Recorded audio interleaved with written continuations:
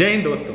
पता है हिंदुस्तान में सबसे ज़्यादा कौन सा विभाग नौकरी देता है? वो है रेलवे विभाग। अगर रेलवे विभाग ना होता ना तो हिंदुस्तान में जितनी बेरोजगारी है ना उससे 50% ज़्यादा ही बेरोजगारी होनी थी, क्योंकि सबसे ज़्यादा लोगों को रोजगार देने में सिर्फ रेलवे ही सक्सेस हुआ है।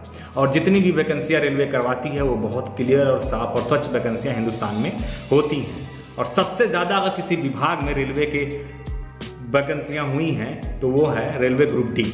रेलवे ग्रुप डी में सबसे ज़्यादा भर्तियां हर साल निकलती हैं और हर साल बंदे भर्ती होते हैं। देखिए ऐसा है कि लोग जानते तो हैं कि रेलवे ग्रुप डी में भर्ती होना है, मुझे रेलवे ग्रुप डी का फॉर्म निकलता है, भर भी देते हैं, अप्लाई भी कर देते हैं, लेकिन उनको एक्चुअल पता नहीं होता कि रेलवे ग्रुप डी में कौन कौन सा पद है और उसमें कौन कौन सा काम होता है, या अगर मैं भर्ती हो जाऊँगा तो क्या काम मुझे करना पड़ेगा।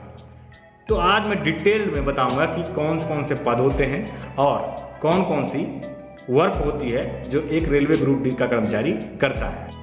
तो चलिए वीडियो की शुरुआत करते हैं, और उससे पहले आप नीचे दिए हुए लाल कलर के सब्सक्राइब बटन को जरूर दबा दीजिए ताकि अगली वीडियो अपलोड करते ही सबसे पहले आपके पास पहुंच जाए।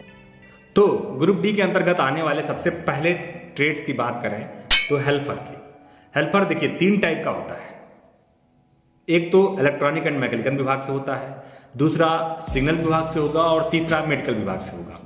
इनका काम है अपने अपने विभाग से संबंधित कोई भी हेल्प करना हो, जैसे अगर मैकेनिकल से फॉल्ट हुआ तो उसमें अगर टेक्नीशियन की मदद करनी हो तो हेल्पर के थ्रू होगा, और अगर सिग्नल विभाग से है तो सिग्नल के थ्रू कोई फॉल्ट होता है, जैसे आपने देखा होगा रेलवे ट्रैक के किनारे जो सिग्नल्स के डब्बे लगे होते हैं, अगर उसमें कोई फॉल्ट आता है तो ये हेल्पर ही जाते हैं, उसको ठीक करते हैं। और अगर मेडिकल के थ्रू मेडिकल की तरफ से कोई दिक्कत आती है तो या कहीं एक्सीडेंट हो जाता है बॉडी को उठा, तो उसमें मेडिकल का हेल्पर हेल्प करता है।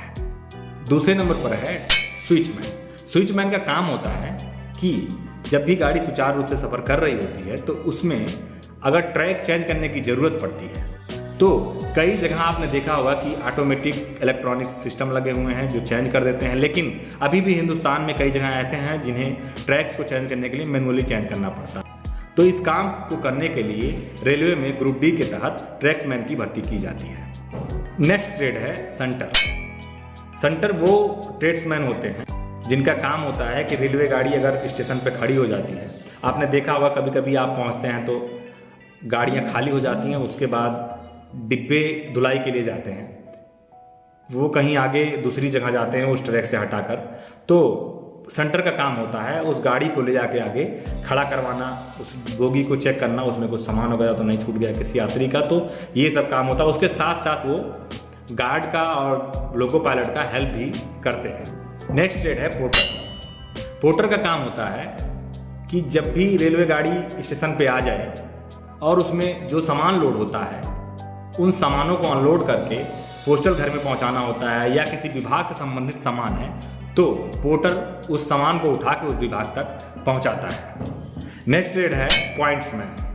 पॉइंट्समैन वो ट्रेड है जिसमें अभी तो फिलहाल सारा चीज़ इलेक्ट्रॉनिक्स हो गया है, लेकिन कुछ साल पहले भी कई जगह पे पॉइंट्समैन का काम होता था कि रेलवे का सिग्नल जो कि ग्रीन लाइट, येलो लाइट और रेड लाइट आपने देखा होगा, उनको चेंज करने की ज़रूरत पड़ती है गाड़ियाँ जब आती हैं। तो पहले क्या था, वो मैनुअली था कि जब भी गाड़ी आने वाली होती थी तो पॉइंट्समैन जाता था और उसमें अप या डाउन करता था उस पॉइंट स्विच को, तब जाके उस गाड़ी को सिग्नल मिलता था। लेकिन अब समय बदल गया है, इलेक्ट्रॉनिक सिस्टम हो गया है, अभी तो स्टेशन मास्टर खुद ही कर लेता है बैठे बैठे, लेकिन अभी भी कई जगह हिंदुस्तान में ऐसी जगह है जहां खुद से करना पड़ता है पॉइंट्समैन का। तो पॉइंट्समैन का एक्चुअल काम यही है। नेक्स्ट है कीमैन। कीमैन की जिम्मेदारी होती है एक स्टेशन से दूसरे स्टेशन के बीच, जो कि लगभग 5 से 6 किलोमीटर की दूरी होती है, उसके बीच रेलवे ट्रैक्स में कहीं भी कोई फॉल्ट हो उसको चेक करना, जैसे कहीं कीज जो लगे होते हैं बीच बीच में जो लॉकिंग सिस्टम होता है वो निकला ना हो, या कहीं क्रैक ना हुआ हो, कहीं रेलवे का पटरी टूट ना गई हो, इन सब चीज़ की उसकी जिम्मेदारी होती है। उस एक स्टेशन से दूसरे स्टेशन के बीच की जिम्मेदारी कीमैन की होती है। अब बात करते हैं गैंगमैन की। गैंगमैन एक ऐसा ट्रेड है जो कि अपनी जिम्मेदारी से ही पूरे ट्रेन को सुचारू रूप से चलाने का जिम्मेवार होता है, क्योंकि गैंगमैन एक लोकेशन से दूसरे लोकेशन के बीच में जितनी भी गतिविधियां हो रही हैं उसमें चाहे कीमैन हो चाहे और भी कोई ट्रेड का व्यक्ति काम कर रहा है, उन सभी कामों को मिला के तय करना होता है कि सारा काम सुचारू रूप से चल रहा है और कहीं कोई फॉल्ट नहीं है। एक गैंगमैन का काम होता है। तो वो एक मैट के रूप में जिम्मेदारी लेता है और उस पूरे कार्य को निरीक्षण में कार्रवाई कराता है। नेक्स्ट ट्रेड है गेटमैन। गेटमैन का काम होता है कि सड़क पर लगे हुए रेलवे से कनेक्टेड जो फाटक हैं, जो रेलवे फाटक हैं, उनको बंद करना और गाड़ी जाने के बाद उनको पुनः खोलना। गेटमैन की जिम्मेदारी होती है कि कोई एक्सीडेंट ना हो। नेक्स्ट है कैबिन मैन। कैबिन मैन हर स्टेशन पे होता है।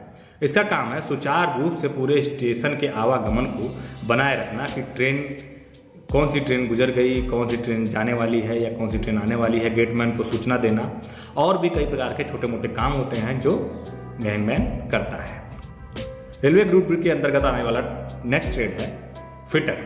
फिटर का काम होता है कि जहाँ भी कोई मैनुअली फॉल्ट है, जहाँ कोई इलेक्ट्रॉनिक्स आइटम लगा हुआ है, अगर मुख्य तौर पर बात किया जाए तो फिटर का काम होता है कि मशीन से संबंधित कोई भी सामान उसके अंडर में हो, वो पूरी तरह से ठीक हो। नेक्स्ट ट्रेड है वेल्डर। वेल्डर का काम होता है कि कहीं भी अगर टूट फूट हो जाए तो उसकी वेल्डिंग करना, या रेलवे पटरी में हो या कहीं अलग भी सामान हो सकता है, जैसे वो इंजन में कोई डिपार्टमेंट हो जहाँ टूट फूट हो जाए, तो वेल्डर का काम होता है उसकी जॉइंट का। नेक्स्ट है ट्रैकमैन। ट्रैकमैन का काम होता है कि रेलवे पर कहीं भी कोई पटरी खराब हो रही है, पुरानी हो गई है, तो उसको बदलना, और उसके साथ साथ रेलवे के पटरियों में कहीं कोई दिक्कत परेशानी ना हो, इस चीज़ को भी चेक करते रहना। उनकी अलग अलग कैटेगरी के हिसाब से उनकी जिम्मेदारी बांटी गई। तो ये कुछ रेलवे ग्रुप डी के ट्रेड्समैन से संबंधित जानकारी थी जो मैंने आपको इस वीडियो में बताया। अगर आपको वीडियो अच्छा लगा है तो चैनल को सब्सक्राइब कर लीजिए और साथ ही साथ वीडियो को भी लाइक कर दीजिए। जय हिंद, जय भारत।